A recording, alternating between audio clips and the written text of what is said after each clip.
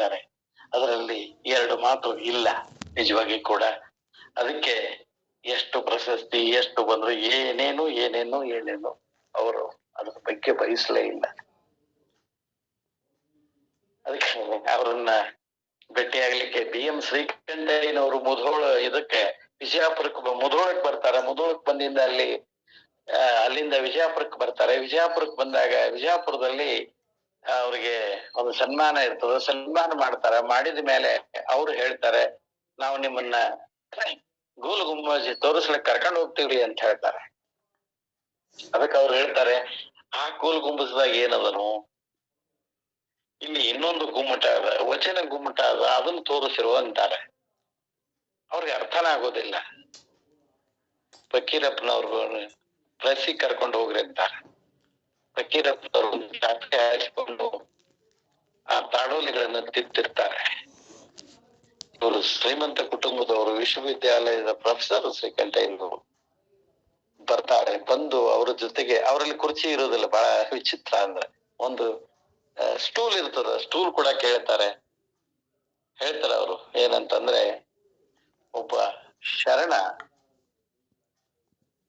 ಕೆಳಗ್ ಕುಂತಾಗ ನಾನೊಬ್ಬ ಭವಿ ಎತ್ತರದ ಕೂಡುವುದು ಅಂತಂದ್ರೆ ಶರಣರಿಗೆ ಮಾಡಿದ ಅಪಮಾನ ಅಂತಾರೆ. ಅವರ ಜೊತೆಗೆ ಹಾಸಿಗೆ ಮೇಲೆ ಕೂಡ್ತಾರೆ, ಅವರ ಜೊತೆಗೆ ಚಿಂತನೆ ಮಾಡ್ತಾರೆ. ಅವರ ಬಗ್ಗೆ ಕೇಳಿದಾಗ, ಸ್ವಾಮಿ ಮನುಷ್ಯ ಕಷ್ಟ ಇದ್ದದ್ದು, ನನಗೆ ಇವುಗಳ ಅರ್ಥ ತಿಳಿತಾ ಇಲ್ಲ ಅಂತ ಹೇಳಿ ವಚನಗಳ ಸಮಸ್ಯೆಗಳನ್ನ ಅವ್ರ ಎದುರಿಗೆ ಇಡ್ತಾರೆ. ಅವ್ರು ಮಹಾನ್ ಪಂಡಿತರು. ಹೀಗೆ ಕಾಲ ಕಳೀತಾರೆ. ಅಂದ್ರೆ ಹೊಳಕಟ್ಟಿಯವರ ಕನಸು ಮನಸ್ಸು, ಅವರ ಉಸಿರು, ಏನ್ ಕೇಳ್ತಿ ಏನ್ ಮಾಡ್ತಿ ಎಲ್ಲವೂ ವಚನಮಯವಾಗಿತ್ತು, ಎಲ್ಲವೂ ಶರಣಮಯವಾಗಿತ್ತು. ಅಂತ ಅದ್ಭುತ ಬದುಕನ್ನ ಆ ಪುಣ್ಯಾತ್ಮ ಬದುಕಿ ಹೋದ್ನಲ್ಲ. ಎಂಥ ದುರಂತ ಅಂದ್ರೆ, ಅವ್ರು ತೀರ್ಕೊಂಡಾಗ, ಅವರು ದೇಹ ತ್ಯಾಗ ಮಾಡಿದಾಗ ಅವರ ಶವ ಸಂಸ್ಕಾರಕ್ಕೆ 4 ಜನ ಬರ್ಲಿಲ್ಲಂತ್ರಿ ಮೊದಲು. ನಮ್ಮ ಲೋಕ ಹೇಗ ನಡೆಸಿಕೊಳ್ತದ ಶರಣರನ್ನ ನೋಡಿ, ಯೋಚನೆ ಮಾಡ್ರಿ. ಮಲ್ಲಿಕಾರ್ಜುನಪ್ಪಗಳು ಆ ಸುದ್ದಿ ತಿಳಿದು ಎಲ್ಲರೂ ಸೇರ್ಕೊಂಡು ಆ ಕಾರ್ಯ ಮುಗಿಸ್ತಾರೆ. ಮುಂದೆ ಆ ಸಮಾಧಿ ಆದ ಮೇಲೆ ಆ ಸಮಾಧಿ ಅದಕ್ಕೆ ಯಾರೂ ದಿಕ್ಕ ಆಗೋದಿಲ್ಲ. ಅದನ್ನ ಕಾಣ್ತಾರೆ. ಅದನ್ನ ಸಿದ್ದೇಶ್ವರಪ್ಪಗಳು ಬಹುಶಃ ಅವರಿಗೆ ತಿಳಿಸ್ತಾರೆ, ಹೀಗಾಗಿದೆ.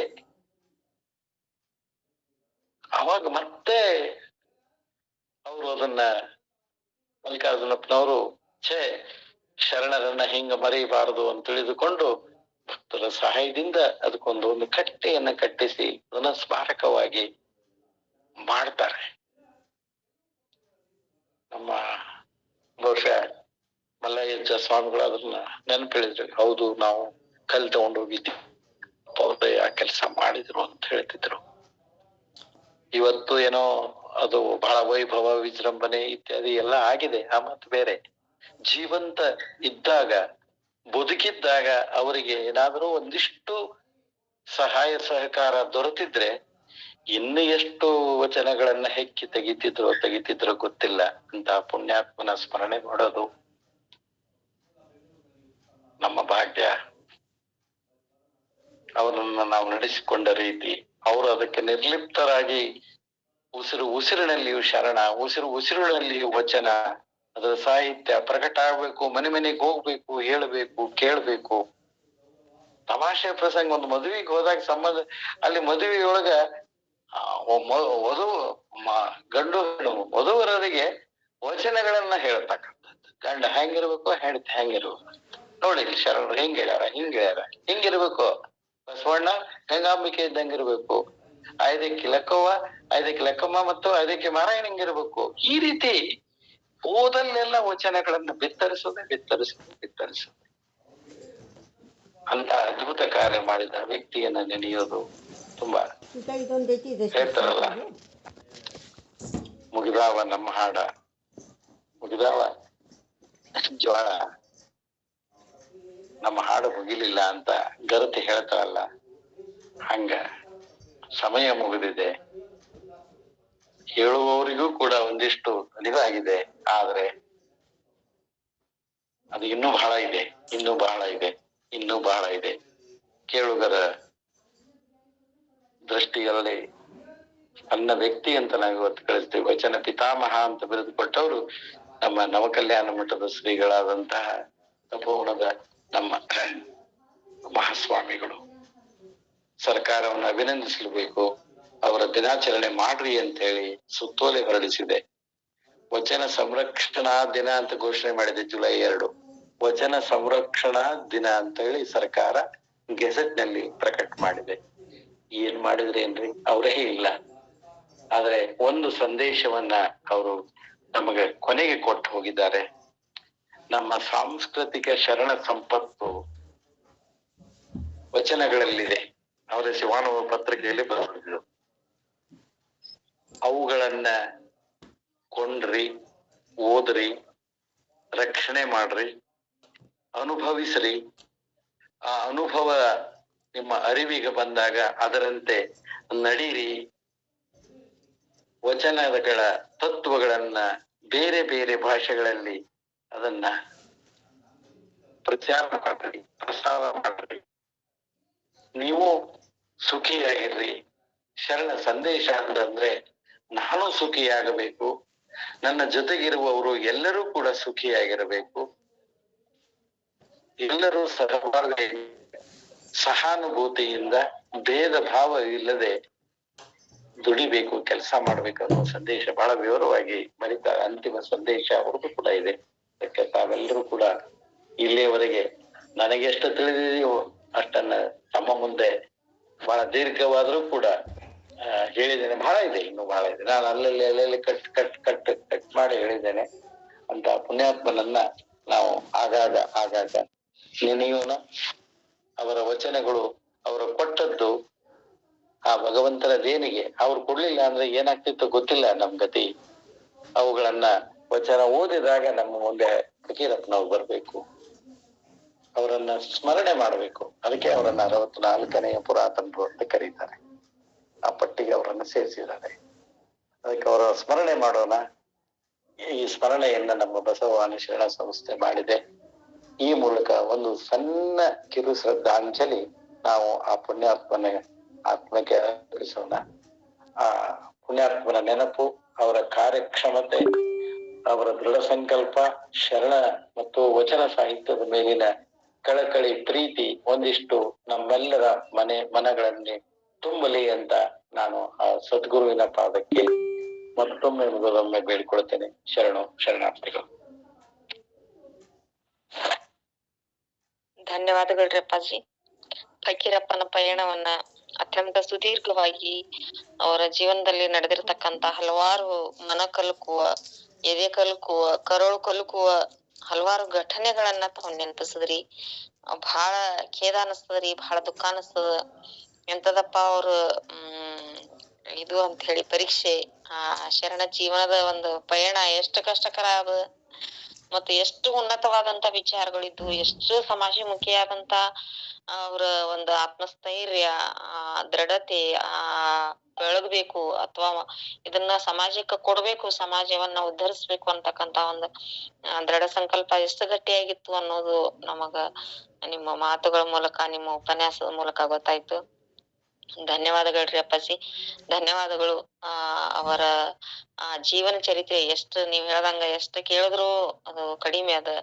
ಅದನ್ನ ಎಷ್ಟು ದಿವಸ ನಾವ್ ನೆನೆದ್ರು ಕಡಿಮೆ ಅದ. ಆದ್ರ ಕೊನೆಗೊಂದು ಮಾತು ಹೇಳಿದ್ರಿ, ಅವರು ಲಿಂಗೈಕ್ಯರ ಆದಾಕರ ಒಟ್ಟು 4 ಜನ ಸತ್ಯಕ್ಕೆ ಬರ್ಲಿಲ್ಲ ಅಂತ ಹೇಳಿದ್ರಿ. ಎಂತ ಸಮಾಜ ಇವತ್ತು ಇಡೀ ಜಗತ್ತೇ ಅವರನ್ನ ಕೊಂಡಾಡ್ತದ. ಆದ್ರ ಅವ್ರ ಇದ್ದಾಕರ ಅವರು ಲಿಂಗೈಕ್ಯರ ಆದಾಕರ 4 ಜನ ಸತ್ಯಕ್ಕೆ ಬರ್ಲಿಲ್ಲ ಅಂದ್ರ ಎಂತ ನಮ್ ಕಟುಕ ಸಮಾಜ ಹೆಂಗ ಅಂತ ಹೇಳಿ ಅನಸ್ತದ.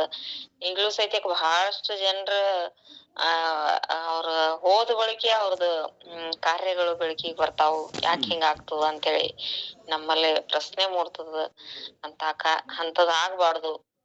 ಈಗ ನಾವು ಒಂದು ಉದಾಹರಣೆ ಅಂದ್ರ ಈ ಬಡತನ, ಈ ಇದು ಇದು ಏನದಲ್ಲ ಹಣದ ಕೊರತೆ, ಇದು ಬಹಳಷ್ಟು ಜನರಿಗೆ, ಬಹಳ ಸಾಧಕರು ಇರ್ತಾರ, ಆದ್ರ ಅವ್ರಿಗೆ ಅದು ಬಡತನ ಬಹಳ ಇರ್ತೈತಿ. ಹಂಗ ಬಹಳಷ್ಟು ಜನರು ಅದಾರ. ಈ ನಮ್ಮ ವೇದಿಕೆ ಒಳಗು ಶ್ರೀಧರಣ್ಣ ಮುರಾಳಿ ಅವರು ಬಹಳ ದೊಡ್ಡ ವ್ಯಕ್ತಿತ್ವ, ದೊಡ್ಡ ಸಾಧಕರು ಅದಾರ. ಆದ್ರ ಅವರ ಆರ್ಥಿಕ ಪರಿಸ್ಥಿತಿ ಬಹಳಷ್ಟು ಸೂಕ್ಷ್ಮ ಅದ. ಅದು ನೋಡ್ರಿ ಹೆಂಗದ, ಹಿಂಗ ಉಲ್ಟಾ ಸುಲ್ಟಾನೇ ಇರ್ತಾವು ಅಂತ ಹೇಳಿ ಅನಸ್ತದ. ಆದ್ರ ಅದನ್ನೇ ದಾಟಿ ಯಾರು ಬರ್ತಾರಲ್ಲ ಅವ್ರು ಗೆದ್ದೇ ಗೆಲ್ತಾರ, ಅವ್ರು ಸಮಾಜಮುಖಿಯಾಗಿರ್ತಾರ, ಯಾವಾಗ್ಲೂ ಜೀವಂತವಾಗಿರ್ತಾರ ಅನ್ನೋದಕ್ಕ ಈ ಫಕೀರಪ್ಪನ ಪಯಣದ ಒಂದು ನಿದರ್ಶನವೇ ಸಾಕ್ಷಿ ಅಂತ ಹೇಳಿ ಹೇಳ್ಬೋದು. ಎಲ್ಲರಿಗೂ ಶರಣು ಶರಣಾರ್ಥಿ. ತಿಗಡಿ ಅಪ್ಪಾಜಿ ಅವರಿಗೆ ಮತ್ತೊಮ್ಮೆ ಎಲ್ಲರ ವತಿಯಿಂದ ಧನ್ಯವಾದಗಳು, ಶರಣು ಶರಣಾರ್ಥಿಗಳು. ನಿಮ್ಮ ಈಗ ಅಪ್ಪಾಜಿಯವರ ಉಪನ್ಯಾಸದ ಮೇಲೆ ಈಗ ಒಂದಿಷ್ಟು ಮಾತನಾಡೋರು ಬಹಳಷ್ಟು ಜನ ಅದಾರ, ಆದ್ರೆ ವೇಳೆ ಆಗ್ಯದ. ದಯವಿಟ್ಟು ಯಾರು ಹ್ಯಾಂಡ್ ರೈಸ್ ಮಾಡಿರಿ ಇಬ್ರು. ದೇವರಾಜಣ್ಣ ಸಂಗ್ಲದ ಮತ್ತು ಜುಂಜಾ ಸರ್ ಒಂದೊಂದೇ ನಿಮಿಷದೊಳಗೆ ತಮ್ಮ ಅಭಿಪ್ರಾಯಗಳನ್ನ ವ್ಯಕ್ತ ಮಾಡ್ರಿ ಅಂತ ಹೇಳಿ ವಿನಂತಿ. ಸರ್ವರಿಗೂ ಪ್ರೀತಿಯ ನಮನಗಳು. ನಾಲ್ಕೂರರ ಸಂಭ್ರಮದ ಆಚರಣೆಯಲ್ಲಿರ್ತಕ್ಕಂಥ ಎಲ್ಲ ಮಹನೀಯರಿಗೆ, ವಿಶೇಷವಾಗಿ ಸುಜಾತಾ ಮೇಡಮ್ ಅವರಿಗೆ ಮತ್ತು ಹೋಗು ಅಳ್ಕಟ್ಟಿ ಅವರ ಕುರಿತಂತೆ ಅವರ ಸುದೀರ್ಘವಾಗಿರ್ತಕ್ಕಂಥ ಬಹುಮುಖ ವ್ಯಕ್ತಿತ್ವದ, ದೂರದೃಷ್ಟಿ ವ್ಯಕ್ತಿತ್ವದ, ದೈತ್ಯ ವಚನ ಸಾಹಿತ್ಯ ಕ್ಷೇತ್ರದ ಶಕ್ತಿಯನ್ನ ತಮ್ಮ ಹಲವಾರು ಘಟನೆಗಳ ಮೂಲಕವಾಗಿ ಏನಪ್ಪಾ ಅಂದ್ರ ತಿಗಡಿ ಅಪ್ಪಾಜಿಯವರು ನಮ್ಗೆ ಮನಮುಟ್ಟವಾಗಿ ಏನಪ್ಪಾ ಅಂದ್ರ ತಿಳಿಪಡಿಸಿದ್ದಾರೆ. ಒಂದು ಮಾತು ಬರ್ತದ, ಆಡು ಮುಟ್ಟದ ಗಿಡವಿಲ್ಲ, ಹೋಗು ಅಳ್ಕಟ್ಟಿ ಅವರು ಕೈಯಾಡಿಸಂತ ಕ್ಷೇತ್ರವೇ ಇಲ್ಲ ಅಂತ. ಸಾಹಿತ್ಯ, ಸಂಘಟನೆ, ಬ್ಯಾಂಕಿಂಗ್, ಕೃಷಿ, ನೇಕಾರಿಕೆ, ಸಂಘಟನೆ ಇತ್ಯಾದಿ ಒಂದ ಎರಡ ಹಲವಾರು ಸಮಾಜದ ಅಭಿವೃದ್ಧಿಗಾಗಿ ದುಡಿದಂತ ಅಪರೂಪದ ವ್ಯಕ್ತಿ. ಅವರು ಮಾಡಿದಂತ ಸಾಧನೆ, ತ್ಯಾಗ, ಕಟ್ಟಿ ಬೆಳೆಸಿದಂತ ಸಂಸ್ಥೆಗಳು ಎಲ್ಲಕ್ಕಿಂತ ಮಿಗಿಲಾಗಿ ವಚನ ಸಾಹಿತ್ಯ ಕ್ಷೇತ್ರ ಇವರ ಹೆಸರನ್ನು ಅಜರಾಮರಗೊಳಿಸಿವೆ. ಮಹನೀಯರೇ, ಇವರ ಕುರಿತಂತೆ ಒಂದು ವಿಷಯನ ಹೇಳಿಕೆ ಇಷ್ಟಪಡ್ತಾ ಇದ್ದೀನಿ. ಏನಪ್ಪಾ ಅಂದ್ರೆ, ಒಮ್ಮೆ ಕನ್ನಡದ ಕಣ್ವ ಆಚಾರ್ಯ BM ಶ್ರೀಕಂಠನವರು ಬಿಜಾಪುರಕ್ಕೆ ಬಂದಿಳಿದಾಗ ಅಲ್ಲಿರ್ತಕ್ಕಂಥ ಒಬ್ಬ ಮಹನೀಯರು ಕೇಳಿದಂತೆ, ಇತಿಹಾಸ ಪ್ರಸಿದ್ಧವಾಗಿರ್ತಕ್ಕಂಥ ಗೋಳ ಗುಮ್ಮಟವನ್ನ ನೋಡಿವಿರ? ಅದಕ್ಕೆ ನಕ್ಕು BM ಶ್ರೀಕಂಠ ಅವರು ಹೇಳಿದ್ರಂತೆ, ಮೊದಲು ನಾನು ವಚನ ಗುಮ್ಮಟವನ್ನ ನೋಡಬೇಕಾಗಿದೆ, ನಂತರ ನಾನು ಗೋಳು ಗುಮ್ಮಟ ನೋಡಿರಂತೆ. ಅಂದ್ರೆ ಈ ವಚನ ಗುಮ್ಮಟ ಅಂತ ಅಂದ್ರೆ ಬೇರಾರು ಅಲ್ಲ, ರಾವ್ ಬಹದ್ದೂರ್ ಹೋಗು ಅಳ್ಕಟ್ಟಿಯವರಂತೆ. ಇಂಥ ಬಹುಮುಖ ವ್ಯಕ್ತಿತ್ವದ ಬಹು ಅಪರೂಪದ ವ್ಯಕ್ತಿಯ ಕುರಿತಂತೆ ಇವತ್ತ ನಾಲ್ಕೂರರ ಸಂಚಿಕೆಯಲ್ಲಿ ಏನಪ್ಪಾ ಅಂದ್ರ ಅವರ ಕುರಿತಂತೆ ಮಾತಾಡ್ಲಿಕ್ಕೆ ಅವಕಾಶ ಮಾಡಿಕೊಟ್ಟಿರುವುದು ಮತ್ತು ಅದರ ಕುರಿತಂತೆ ಎಲ್ಲ ಮಾಹಿತಿಯನ್ನು ನಮ್ಗೆ ತಿಳಿಪಡಿಸಿದಂತ ಅಳ್ಕಟ್ಟಿ ಅವರಿಗೆ, ತಿಗಡಿ ಅಪ್ಪಾಜಿ ಅವರಿಗೆ ಮತ್ತು ತಮಗೂ ಕೂಡ ವಂದನೆ ಸಲ್ಲಿಸಿ ನನ್ನ ಮಾತುಗಳಿಗೆ ವಿರಾಮ ನೀಡುತ್ತೇನೆ. ನಮನಗಳು. ಧನ್ಯವಾದಗಳ್ರಿ ಅಣ್ಣವ್ರ. ಇದೇ ವಿಷಯಗಳನ್ನ ಅಪ್ಪಾಜಿ ಅವರು ಸ್ಥಿತಿಗೆ ನೆನಪಿಸ್ಕೊಂಡ್ರು. ಧನ್ಯವಾದಗಳು. ಈಗ ದೇವರಾಜಣ್ಣ ಸಂಗ್ಲದವ್ರು ಮಾತಾಡ್ರಿ. ಓಂ ಶ್ರೀ ಗುರು ಬಸವಲಿಂಗಾಯ ನಮ. ಇಲ್ಲಿವರೆಗೆ ತಿಗಡಿ ಸರ್ ಈ ನಮ್ಮ ಫಕೀರಪ್ಪರ ಪಯಣ ಎಂಬ ವಿಷಯದಲ್ಲಿ ತುಂಬಾ ಚೆನ್ನಾಗಿ ನಮ್ಗೆ ತಿಳಿಸಿ ಹೇಳಿದ್ದಾರೆ. ವಚನ ಪಿತಾಮಹ, ವಚನ ಗುಮ್ಮಟ ಅಂತ ಹೇಳ್ತೇವೆ ನಾವು. ಅದು ಅವರ ಕೆಲವೊಂದು ಮರೆಯಲಾದ ಪ್ರಸಂಗಗಳನ್ನ ನಾವು ತಿಳ್ಕೊಂಡಿದ್ದಿಲ್ಲ, ಅವನ್ನೆಲ್ಲ ತುಂಬಾ ಚೆನ್ನಾಗಿ ಅವರು ಮೆಲ್ಕ್ ಹಾಕಿದ್ರು. ನಿಜಕ್ಕೂ ಮನಸ್ಸ ಅವನ್ ಕೇಳಿ ಮನಸ್ಸು ನಾವು ಏನ್ ಮಾತಾಡ್ಬೇಕು ಅನ್ನೋದು ನನಗೆ ಆಗ್ತಾ ಇಲ್ಲ. ಆದ್ರೂ ಈ ಒಂದು ಕವಿ ಸಿದ್ದಯ್ಯ ಪೌರಾಣಿಕರು ಇವರ ಸಾಧನೆಯನ್ನ ಒಂದ್ 2 ಲೈನ್ದಲ್ಲಿ ಹೇಳ್ತಾರೆ, ಅದನ್ನ ಹೇಳ್ತೇನೆ ನಾನು. ಹಗಲೆಲ್ಲ ಹುಟ್ಟುವರೆ ಹಳಕಟ್ಟಿ ಅಂತವರು ಶತಕ ಸುಕೃತದ ಸತ್ವ ಕೊಟ್ಟು ನಿಂತವರು, ಕಷ್ಟಗಳ ಆಹಾರ ನಷ್ಟಗಳ ನೀರು, ಕ್ಲೇಶಗಳ ಹಾಸಿಗೆಯ ದೊರೆತವು 3, ಆದರೂ ಶರಣ ನೀವ ಕಂಗಡಲೇ ಇಲ್ಲ, ಆದರ್ಶ ಧ್ಯೇಯಗಳ ಕೈ ಬಿಡಲೇ ಇಲ್ಲ ಅಂತಂದ ಅವರ ಸಾಧನೆಯ ಯಶೋಗಾಥೆಯನ್ನ ಅವರು ತಮ್ಮ ಕರುನಾಡ ಕಾರಣಕ ಎಂಬ ಕವಿತೆಯಲ್ಲಿ ತಿಳಿಸಿದ್ದಾರೆ. ಇಂಥ ಒಂದು ಇವರನ್ನ ಮರೆಯಬಾರದ ಮಹಾನುಭಾವ ಫಕೀರಪ್ಪ ಗುರುಬಸಪ್ಪ ಹಳಕಟ್ಟಿ ಅಂತಂದ್ರ ನಾವ್ ಹೇಳಬಹುದು. ಯಾಕಂದ್ರ ಬರೀ ಒಂದು ವಚನ ಸಾಹಿತ್ಯ ಪ್ರಕಟಣೆಗಾಗಿ ವಚನ ಸಾಹಿತ್ಯವನ್ನ ಜನರಿಗೆ ಮುಟ್ಟಿಸ್ಬೇಕು, ಸಮಾಜಕ್ಕೆ ಅದರಿಂದ ಒಂದು ದಾರಿದೀಪ ಆಗ್ಬೇಕು, ವಚನ ಶ್ರವಣ ಸಂಸ್ಕೃತಿ ತಿಳ್ಕೋಬೇಕನ್ನ ಒಂದು ಮಹಾದಾಶೆಯಿಂದ ಅವರೇನ್ ಇಡೀ ಜೀವನವನ್ನ ಬರೀ ಮನೆ ಮಠ ಮತ್ತು ಆಸ್ತಿ ಅನುಬಂಧ ಎಲ್ಲವನ್ನು ಕಳೆದುಕೊಂಡು ಇದಕ್ಕಾಗಿ ತಮ್ಮ ಕೊನೆಗೂ ಅವರು ತಮ್ಮ ಹೆಸರನ್ನ ಫಕೀರ್ನಾಗಿ ಅವರು 1964ರಲ್ಲಿ ಲಿಂಗಾಯತ್ ಆಗ್ತಾರೆ. ಇಂಥ ಮಹಾನುಭಾವಿಗಳನ್ನ ಬಹಳ ಅಪರೂಪ ಅಂತ ಹೇಳ್ಬೋದು. ಅವರೊಂದು 20ನೇ ಶತಮಾನದ ಕ್ರಾಂತಿ ಪುರುಷ ಅಂತಂದ ನಾವು ಹೇಳಲಿಕ್ಕೆ ಸಾಧ್ಯ ಹೇಳ್ಬೋದು ಅಂತಂದು ಅವು ಮತ್ತ ಅದಲ್ಲದ ಈ 400ರ ಒಂದು ಸಂಭ್ರಮದಲ್ಲಿ ತಮಗೂ ಕೂಡ ಅಭಿನಂದನೆ ಸಲ್ಲಿಸ್ತೇನೆ. ಇಂಥ ಮಹನೀಯ ಒಂದು ನಾವು ಜೀವನ ಅನುಭವವನ್ನು ಕಂಡುಕೊಂಡು ನಾವು ಆ ದಿಶೆಯಲ್ಲಿ ನಮ್ಮ ಜೀವನದಲ್ಲಿಯೂ ಕೂಡ ಆ ಶರಣ ಸಂಸ್ಕೃತಿ ಅನ್ನೋ ದಾರಿಯನ್ನು ಸವಿಸೋಣ ಅಂತಂದು ಹೇಳ್ತಿ ನಮ್ಗೆ ಅವಕಾಶ ನೀಡಕ್ಕೆ ವಂದನೆಗೂ ಎಲ್ಲರೂ ಶರಣ. ಧನ್ಯವಾದ ಶರಣರು. 20ನೇ ಶತಮಾನದ ಕ್ರಾಂತಿ ಪುರುಷ.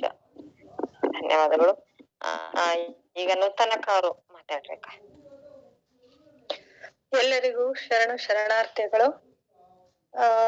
ವೇಳೆ ಬಹಳ ಕಡಿಮೆ ಇರೋದ್ರಿಂದ ನಾನು ನೇರವಾಗಿ ಬರ್ತೇನೆ. ಉಪನ್ಯಾಸವನ್ನ ನೀಡಿದಂತಹ ತಿಗಡಿ ಗುರುಗಳಿಗೆ ನಾನು ಧನ್ಯವಾದಗಳನ್ನ ಅರ್ಪಿಸ್ತೇನೆ. ಹಳಕಟ್ಟಿಯವರು ತಮ್ಮ ಮಾವನವ್ರಿಗೆ ಒಂದು ಪತ್ರ ಬರೀತಾರ. ಯಾವಾಗ ವಕೀಲಿ ವೃತ್ತಿಯನ್ನ ಬಿಟ್ಟು ಈ ಕಡೆ ವಚನ ಸಂರಕ್ಷಣೆ ಕಡೆ ಕೈಯನ್ನ ಹಾಕ್ಬೇಕು ಅನ್ನೋ ಹೊತ್ನಾಗ ಒಂದು ತುಮುಲ ಇರ್ತೈತಲ್ಲ, ಹಿಂಗೋ ಹಂಗೋ ಯಾವ್ದು ಸರಿ ಅಂತ ಸಂಸಾರವನ್ನ ಕಟ್ಟಿಕೊಂಡ ಮೇಲೆ ಅವ್ರು ಬರೆದ 1911 ಜನವರಿ ಒಳಗ್ ಬರೀತಾರ. ಅವರು ಪೂಜ್ಯ ತಮ್ಮಣ್ಣಪ್ಪನವರಿಗೆ, ನಾನು ತಮಗೆ ಕೇಳಬೇಕೆಂದು ಇಚ್ಛಿಸಿದ ಸಂಗತಿಗಳು ನನಗೆ ಬಹಳ ಮಹತ್ವದಿದ್ದು ಅವುಗಳ ಬಗ್ಗೆ ತಮ್ಮ ಆಲೋಚನೆಯನ್ನು ತಾವು ತಿಳಿಸುವಿರೆಂದು ನಂಬಿರುವೆನು. ಇನ್ನು ಮೇಲೆ ನಾನು ಏನು ಮಾಡಬೇಕೆಂಬುದನ್ನು ನಿಶ್ಚಯಿಸಬೇಕಾಗಿದೆ. ಈಗ ನಾನು ಮಾಡುವ ನಿಶ್ಚಯದಿಂದ ನನ್ನ ಮುಂದಿನ ಆಯುಷ್ಯ ಕ್ರಮವೆಲ್ಲಾ ಬದಲಾಗುವಂತಿದೆ. ಈ ವಿಷಯದಲ್ಲಿ ತಮ್ಮ ಅಭಿಪ್ರಾಯವು ಮಹತ್ವವಾದದ್ದಿದೆ. ಯಾಕಂದರೆ ತಮ್ಮ ಅಭಿಪ್ರಾಯದ ಮೇಲೆ ಹೆಚ್ಚು ಭರವಸೆ ಇಟ್ಟು ನಡೆಯಬೇಕೆಂದು ಯೋಚಿಸಿರುವೆನು ಅಂತ. ನಾನು ಈಗ ನೌಕರಿಯಲ್ಲಿ ಸೇರಬೇಕೆ ಅನ್ನೋದು ಅವ್ರಿಗೆ ಯಾಕಂದ್ರೆ ಮನೆ ನಡ್ಸಾಕ ನೌಕರಿ ಬೇಕಾಗ್ತಿರ್ತೈತಿ. ನೌಕರಿ ಒಳಗ್ ಸೇರಿದ್ರ ವಚನದ ಒಂದು ಕಾರ್ಯ, ಸಂಗ್ರಹ ಕಾರ್ಯ, ಸಂಶೋಧನಾ ಕಾರ್ಯ ಅಲ್ಲೇ ನಿಂದಿರ್ತಿರ್ತೈತಿ. ಈ ವಿಷಯ ಮನಸ್ಸಿನಲ್ಲಿ ತುಂಬಿದೆ. ನಮ್ಮ ಕರ್ನಾಟಕದಲ್ಲಿ ಹೊಸ ಚೈತನ್ಯವನ್ನು ಹುಟ್ಟಿಸಬೇಕು ಎಂಬುದು ನನ್ನ ಮನಸ್ಸಿನಲ್ಲಿ ಮಾತ್ರ ಬಹಳವಿದೆ. ಆದರೆ ಅದನ್ನು ಕೃತಿಯಲ್ಲಿ ತರಲು ನನ್ನಲ್ಲಿ ಅನುಕೂಲವಿಲ್ಲವೆಂದು ನನಗೆ ಖೇದವೆನಿಸುತ್ತದೆ ಅಂತ ಹೇಳಿ ಒಂದು ಪತ್ರ. ಇನ್ನೊಂದು ಫೆಬ್ರವರಿ 1916 ಮತ್ತೆ ಬರೀತಾರ್ರಿ ಅವರು. ಪೂಜ್ಯ ತಮ್ಮಪ್ಪಣ್ಣನವರಿಗೆ, ನಾನು ಬನಹಟ್ಟಿಗೆ ಬಂದಾಗ ತಾವು ಸಮಾಜದ ಸಾರ್ವಜನಿಕ ಕಾರ್ಯಗಳಲ್ಲಿ ಸಂಪೂರ್ಣವಾಗಿ ತೊಡಗಿಸಿಕೊಳ್ಳುವ ಬಗ್ಗೆ ತಮ್ಮ ಸಂಕೇತವಿದ್ದ ಹಾಗೆ ತಿಳಿಸಿದ್ದೀರಿ. ಆದುದರಿಂದ ಅದನ್ನು ತೀವ್ರವೇ ನಾನಾದರೂ ಇಂಥ ಕಾರ್ಯಗಳಿಗಾಗಿ ಉದ್ಯುಕ್ತನಾಗಬೇಕೆಂದು ಇಚ್ಛಿಸಿರುವೆನು. ಕರ್ನಾಟಕ ದೇಶದ ಇತಿಹಾಸ, ವೀರಶೈವ ಧರ್ಮ ಮತ್ತು ಅದರ ಇತಿಹಾಸ, ಕನ್ನಡ ಭಾಷಾ ಇವುಗಳ ಬಗ್ಗೆ ಶೋಧಗಳನ್ನು ನಡೆಸುವ ಯೋಚನೆ ಇದೆ. ಅಲ್ಲದೆ ಅಲ್ಲಲ್ಲಿ ವಿದ್ಯಾಸಂಸ್ಥೆಗಳನ್ನು ಸ್ಥಾಪಿಸುವುದು ನಮ್ಮ ಕರ್ತವ್ಯವಾಗಿದೆ. ನೀವು ಕೂಡಿ ಈ ಬಗ್ಗೆ ಮುಂದಿನ ಮಾರ್ಗವನ್ನು ಠರಾಯಿಸುವುದಿರುತ್ತದೆ. ಈ ಬಗ್ಗೆ ತಮ್ಮ ಅಭಿಪ್ರಾಯವನ್ನು ತಿಳಿಸ್ಬೇಕು ಅಂತ. ಇದು 2ನೇ ಪತ್ರ. ಮಾವನವರ ಜೊತೆಗೆ ಅವರು ಯೋಚನೆ ಮಾಡ್ತಿದ್ರು. ಯಾಕಂದ್ರೆ ಅವರ ಹೆಂಡತಿ ಅವರ ಮಗಳಾಗಿದ್ಲು. ಅದು ಅವ್ರಿಗೆ ಗೊತ್ತಿತ್ತು. ಅಲ್ಲಿ ಅವರ ಮಗಳನ್ನ ಮದುವೆ ಮಾಡಿಕೊಂಡು ಆ ಮಗಳನ್ನ ನಾನು ಕಷ್ಟದೊಳಗ ಇಡ್ಬೇಕಾಗ್ತತಿ ಅಂತ. ಹೀಗಾಗಿ ಅವ್ರು ಇದನ್ ಮಾಡ್ತಿದ್ರು. ಇನ್ನೊಂದು ಘಟನೆಯನ್ನ ನಾನು ತಮ್ಮ ಎದುರಿಗೆ ಪ್ರಸ್ತಾಪ ಮಾಡ್ತೀನಿ. ಒಮ್ಮೆ ಮನೆ ಒಳಗ ಏನೂ ಇರ್ಲಿಲ್ಲ. ಬೆಳಗ್ಗೆ ಎದ್ದು ಸೈಕಲ್ ತಗೊಂಡು ಪ್ರೆಸ್ಸಿಗೆ ಹೋಗ್ತಾರ. ಅಲ್ಲಿ ಹೋಗಿ ಪ್ರೆಸ್ಸಿನವನ ಹತ್ರ ಬಂದು, ನೋಡಪ್ಪ ಗಲ್ಲೆದೊಳಗ ಏನಾದ್ರೂ ದುಡ್ಡು ಐತೇನೋ ನೋಡು, 20 ರೂಪಾಯಿ ಐತೇನೋ ಅಂತ ಕೇಳ್ತಾರ. ಅವನು, ಇಲ್ರಿ, ಈಗರ ಅದು ಯಾರೋ ಒಯ್ದ್ರು, ಅವ್ರ ಮಗನೋ ಅಥವಾ ಯಾರಿಗೋ ಬಟವಾಡೆ ಮಾಡಿದ್ನೋ ಏನೋ ಹೇಳ್ತಾರ. ಆಯ್ತು ಬಿಡಪ್ಪ ಅಂತ ಹೇಳಿ ಮತ್ತದೇ ಸೈಕಲ್ ತಗೊಂಡು ಮನೆ ಕಡೆ ಹೊರಡ್ತಾರ. ಆಮೇಲೆ ಎಲ್ಲಿಂದನೋ ಒಂದು ಎಮ್ಮೋ ಬರ್ತೈತಿ ಅವ್ರಿಗೆ. ಎಮ್ಮೋ ಬಂದು ಅವ್ರಿಗೆ ಎಮ್ಮೋ ಬಂದೈತಿ, 20 ರೂಪಾಯಿ ಐತಿ ಅಂತ. ಅಯ್ಯೋ ಹೌದೇನ್ರಿ, ಈಗರ ಹೋದ್ರು ಅಂತ ಅವ ಓಡೋಡಿ ಹೋಗಿ ಅವ ಅಂಚೆ ಅವನು ಹೋಗಿ ಅವನ್ಗೆ ಕೊಡ್ತಾನ. ಅವ್ರು ಕೇಳಿದ್ದು ಬರೀ 20 ರೂಪಾಯಿ, ದೇವ್ರ ಕಳಿಸಿದ್ದು ಕೂಡ ಬರೀ 20 ರೂಪಾಯಿ.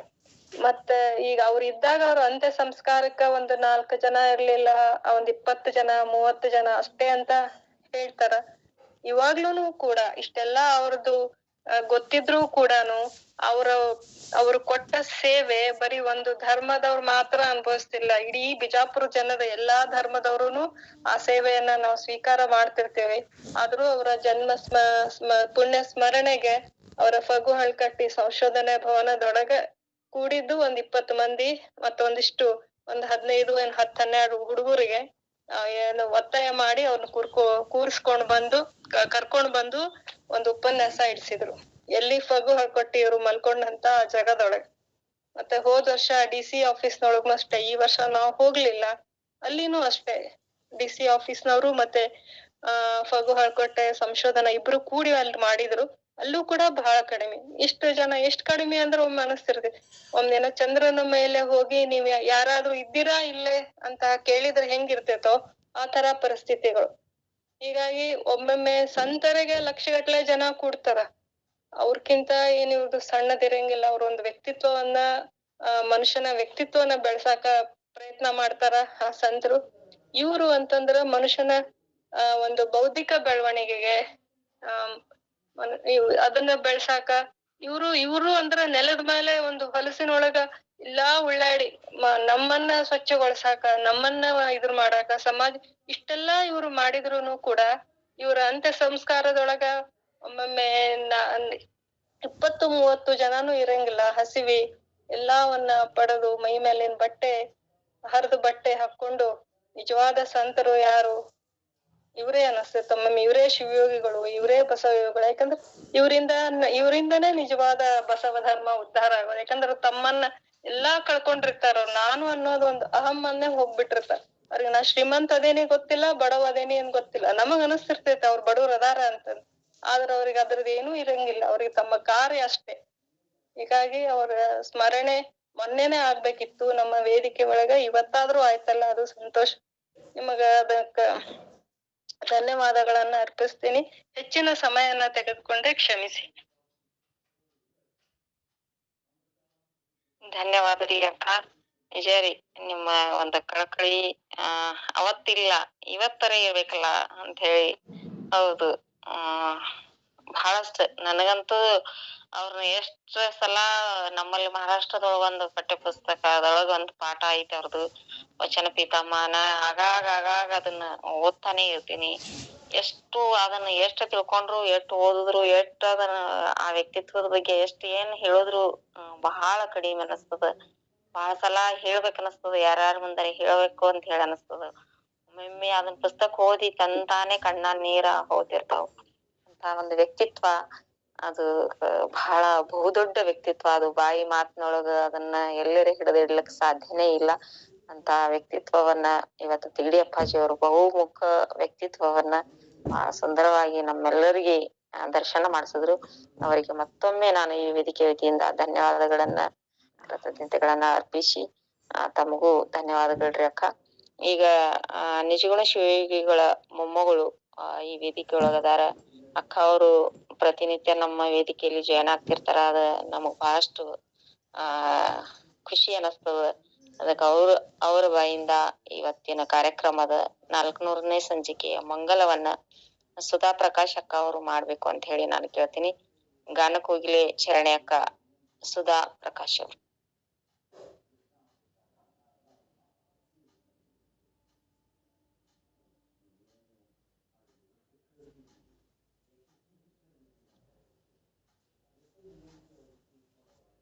ಕೇಳಿಸ್ತದಲ್ರಿ ಅಕ್ಕ? ಸುಧಾ ಪ್ರಕಾಶ್ ಅಕ್ಕ.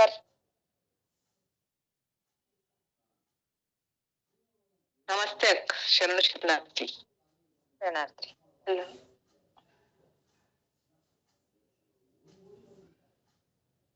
ಗುರುವಿನ ಬಗ್ಗೆ ಹೇಳ್ಬೋದಾ?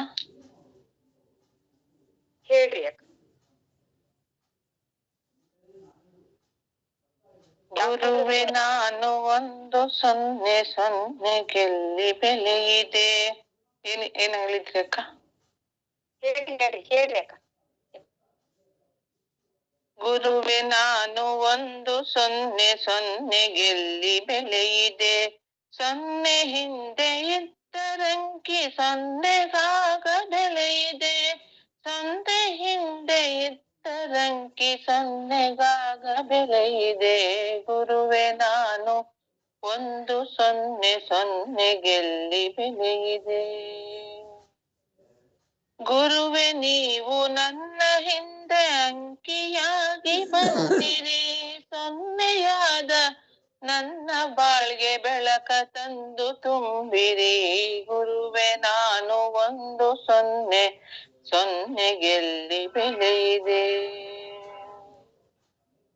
ನಿಮ್ಮ ನಳಿದ ನನ್ನ ಬದುಕು ನಿಮ್ಮಾಣೆಗೂ ಶೂನ್ಯವು, ನಿಮ್ಮ ನಳಿದ ನಮ್ಮ ಬದುಕು ನಿನ್ನಾಣೆಗೂ ಶೂನ್ಯವು. ಅಲ್ಪ ಬುದ್ಧಿ ಅತಿ ಆಸೆ ಅಹಂಕಾರ ಭರಿತವು. ಗುರುವೆ ನಾನು 1 0 0 ಗೆಲ್ಲಿ ಬೆಲೆಯಿದೆ. 0 ಹಿಂದೆ ಅಂಕಿ ಇದ್ದರೇನೆ ಬೆಲೆಯುವುದು 0ಗೆ, ಹಿಂದೆ ಗುರುವು ಇದ್ದರೇನೆ ಬೆಲೆಯು ನನ್ನ ಇರುವಿಗೆ. ಗುರುವೆ ನಾನು 1 0 0 ಗೆಲ್ಲಿ ಬೆಲೆಯಿದೆ. ಗುರುವೆ ನಾನು 1 0 0 ಗೆಲ್ಲಿ ಬೆಲೆಯಿದೆ.